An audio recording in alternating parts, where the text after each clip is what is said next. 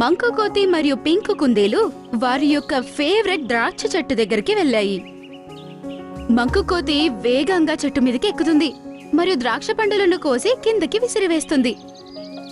Pink వాటిని తింటూ ఉంది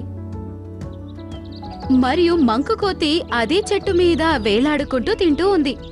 అక్కడే ఉన్న చాలు తోడేలు మరియు తెలివైన నక్క వారిని చూస్తూ ఉన్నాయి.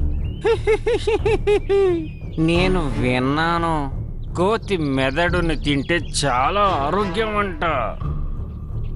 ఇంకా అది కూడా మంకు లాంటి తెలివైన కోతి మెదడైతే ఇంకా దాని మెదడైతే ఎంతో రుచిగా ఉంటుంది.